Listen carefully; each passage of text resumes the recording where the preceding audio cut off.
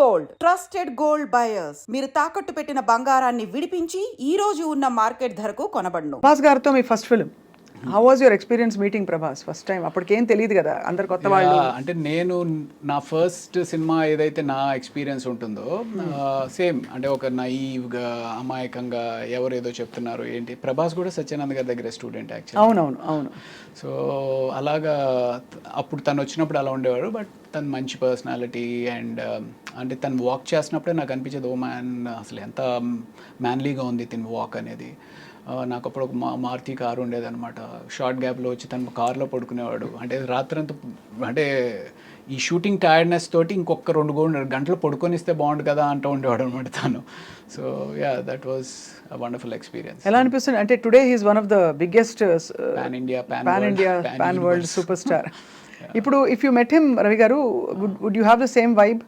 Because you sort of started off together. ఇద్దరికి ఈ మధ్య అంత పరిచయం ఉంటుందంటారా? I don't know. You don't know. You haven't probably been in that situation yet. So Eshwar తర్వాత క్యా హువా? ఈశ్వర్ తర్వాత అందులో నెగిటివ్ రోల్ చేసిన తర్వాత వైవిఎస్ చౌదరి గారు సీతయ్య అని చెప్పి హరికృష్ణ గారితో ఒక సినిమా చేస్తా ఉన్నారు. అవును, సీతయ్య తెలుసు కదా. సీతయ్య ఎవరి మాట విండు, సీతయ్య మేము వాడుకుంటాం. కానీ నేను సీతక్క అని మార్చుకున్నా నా గురించి. ఓకే. సో ఆ సినిమాలో ఒక సిమిలర్ నెగిటివ్ రోలే. బట్ ఆ నెగిటివ్ రోల్తో పాటు ఒక వండర్ఫుల్ సాంగ్ అండి, కీరవాణి గారు కంపోజ్ చేసిన సాంగ్, ఆదిశంకర్లో సౌందర్య లహరి అని చెప్పి ఒక సాంగ్. ఆ సినిమా దట్ హ్యాపెండ్. దీని తర్వాత Eshwar led to that Seethayya. And after Seethayya my next నా అంతటికి నేనుగా సాధించుకున్న సినిమా ఘర్షణ అనమాట. మళ్ళీ ఆడిషన్స్కి వెళ్ళి. Yeah, correct. Yeah, so that was in 2004 I think. Exactly. మీకు ఉన్నారా అసలు ఇండస్ట్రీ తోటి సంబంధం ఉందా? 2004 లేదు, యాక్చువల్లీ అప్పుడే వచ్చాను. I just come in. Okay. యాంకర్గా జర్నలిస్ట్గా జాయిన్ అయ్యాను TV9 2003లో. ఓకే. సో బట్ అప్పుడు ఐ థింక్ ఘర్షణ చాలా మంచి వెంకటేష్ గారి. అవును. సో వెంకటేష్ గారి కాంబినేషన్తో మీకు చాలా ఇది మంచి ప్రముఖ పాత్ర అందులో. అవును. So obviously tell us about that experience. ఎలా ఉండేది? అంటే ఫస్ట్ డే మేము ఇక్కడ ఫిల్మ్ నగర్లో ఏదో బిల్డింగ్ మీద చేస్తూ ఉన్నాం అనమాట. అది ఎన్కౌంటర్ అయితే ఆయన వచ్చారు కంప్లీట్ టైట్ షర్ట్స్ తోటి. ఐ మీన్ చిన్నప్పటి నుంచి ఏంటబ్బా ఏం చేస్తారమ్మా అలా సేమ్ ఎగ్జాక్ట్లీ అలాగే అనుకుంటే అలా అనుకుంటే వచ్చి రెడీగా షార్ట్ రెడీగా చేసేద్దామా అని చెప్పేసి హడావిడికి వస్తే. బట్ నాకేంటి అంటే చిన్నప్పటి నుంచి ఒక పెద్ద స్క్రీన్ మీద ఒక విగ్రహాన్ని చూస్తున్న విగ్రహం ముందుకు వచ్చింది అనుకోండి, ఎలా ఉంటుంది. బట్ చాలా కూల్గా ఉన్నారు.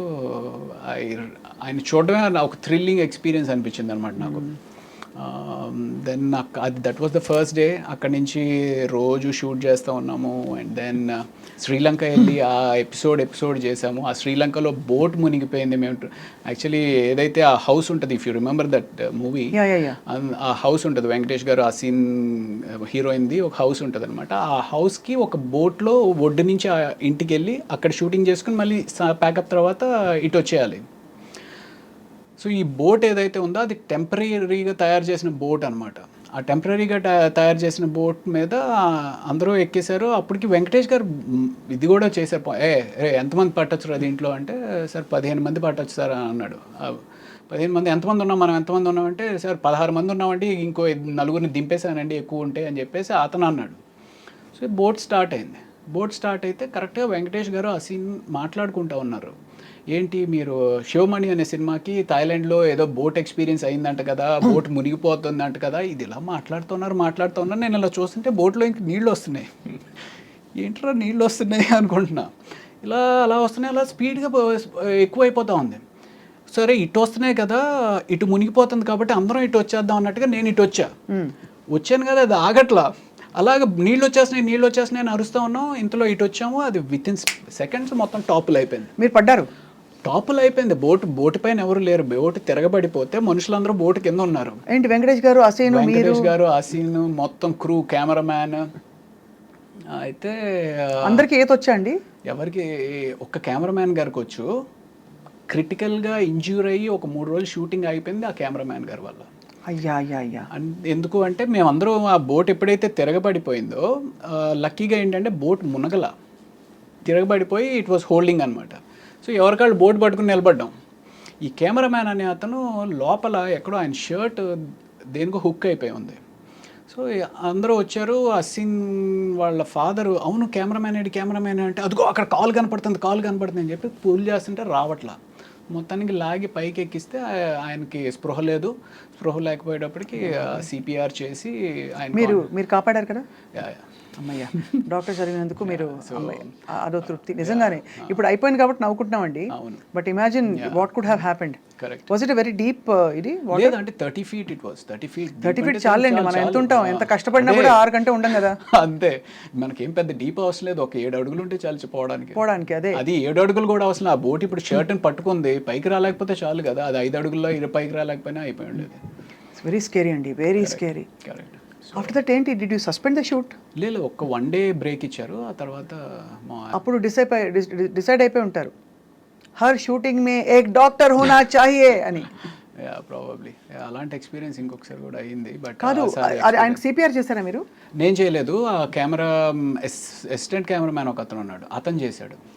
మీరు డాక్టర్ కదా. అంటే నేను అప్పటికి ఇంకా పైకి రాలా, నేను ఇంకా ఇదే ఉన్నాను. అతన్ని తీసుకొచ్చి చేస్తున్న టైంలో ఆయన అన్కాన్షియస్ అయిన వ్యక్తి మళ్ళీ కాన్షియస్ అయిన తర్వాత సడన్గా భయపడిపోయి ఆ అసిస్టెంట్ కెమెరామ్యాన్ లిప్ ఏదైతే ఉందో ఆయన దాన్ని పట్టుకుని కొరికేశారు. అంటే ఆయన ఈ అసిస్టెంట్ కెమెరామ్యాన్ ఇంజూర్ అయ్యాడు ఈయన కన్నా. ఆయన లిప్ కొరికేశారా? అంటే తెలియదు, అంటే సడన్గా ఒక షాక్లోకి వెళ్ళిపోయి ఆ షాక్ నుంచి బయటకు వచ్చేటప్పటికి ఆయనకి ఏం అర్థం అవ్వలేదు అనుకుంటా, బట్ మనం కొరికేసి అలా గట్టిగా పడేసుకున్నారు. అలా అవుతుందండి? అవుతుంది. నియర్ డెత్ కదా. నియర్ డెత్ ఎక్స్పీరియన్స్ అయినప్పుడు you can go in to a trauma or shock and do something like this. బాబోయ్. సో అది అసలు స్కేరీ, వెరీ వెరీ స్కేరీ అండి. కరెక్ట్. ఆ రోజు I don't know how you all resumed your shooting. ఎలా continue అయింది ఆ ఇంట్లో? ఆ రోజు అవ్వలేదు, నెక్స్ట్ డే గ్యాప్ ఇచ్చి ఆయన కంప్లీట్గా రికవర్ అయిన తర్వాత కెమెరామెన్ రాజశేఖర్ గారు ఆయన పేరు, రాజశేఖర్ గారు రికవర్ అయిన తర్వాత ఆ తర్వాత రోజు నుంచి మామూలు యాజ్ ఇట్ ఈస్. దెబ్బతో ఇంకా అసలు థాయిలాండ్ వద్దు, షూటింగ్ వద్దు, శ్రీలంక అంటే శ్రీలంక వద్దు, షూటింగ్ వద్దు, బోట్ వద్దు అనుకుంటారు ఎవరైనా అనుకుంటారు. బట్ నిజంగా ఇవన్నీ అసలు చెప్పలేమండి ఎప్పుడు ఏం జరుగుతుందో.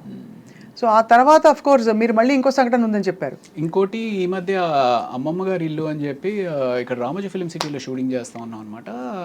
ఆయన చిరంజీవి అని చెప్పి ప్రొడక్షన్ అతను అసలు ఎంత బాగా పలకరిస్తాడంటే అండి, నేను ఇప్పుడు తలుచుకున్నా సరే నాకు ఏడుపు వచ్చేస్తా.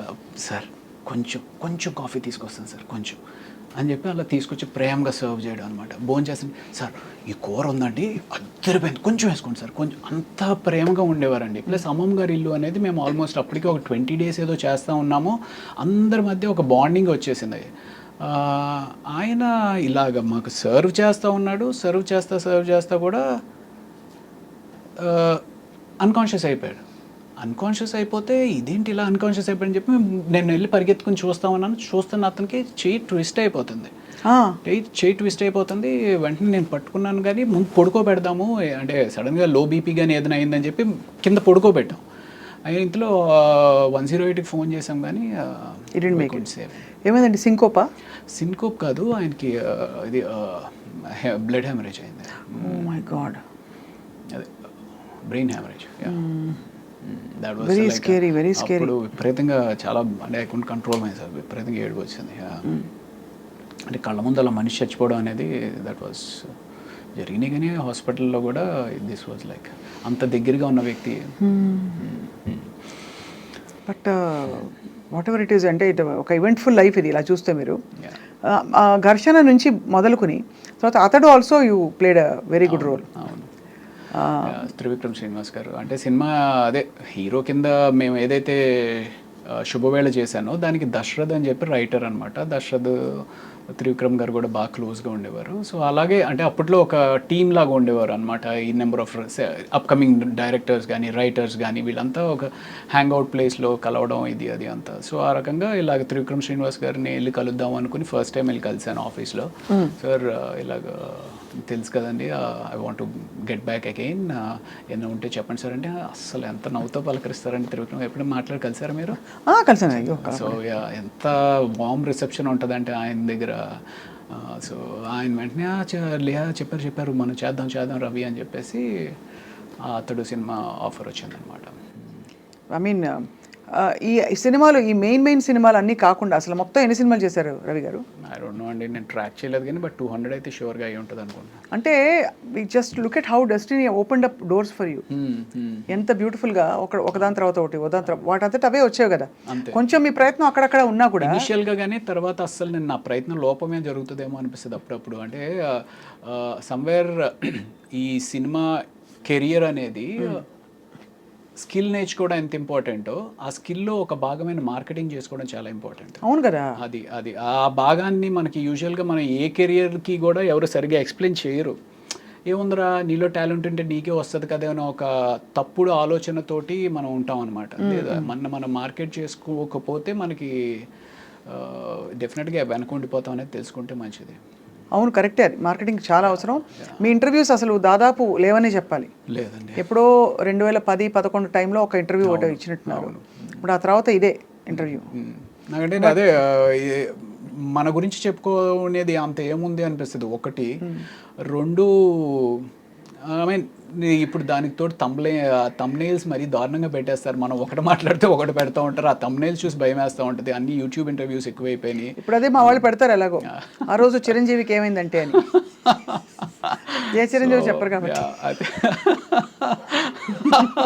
సో ఈ తమ్నైల్స్ చూస్తే నాకు సగం భయం వేసి అసలు ఈ యూట్యూబ్ ఇంటర్వ్యూస్ అనేది లేదు, మేము మంచోళ్ళం, will try to be good people at least. లేదండి, జనం కూడా అట్రాక్ట్ చేయాలంటే చెప్పాలి, ఏదో ఒకటి కాంట్రవర్సీ ఉండాలి, కాన్ఫ్లిక్ట్ ఉండాలి. లేకపోతే జనం యూనో అసలు మన వైపే తిరిగి చూడరు. నేనేమో నాన్ కాంట్రవర్షియల్, ఎవరితోటి గొడవలు పెట్టుకుని ఎందుకు అనిపిస్తుంది.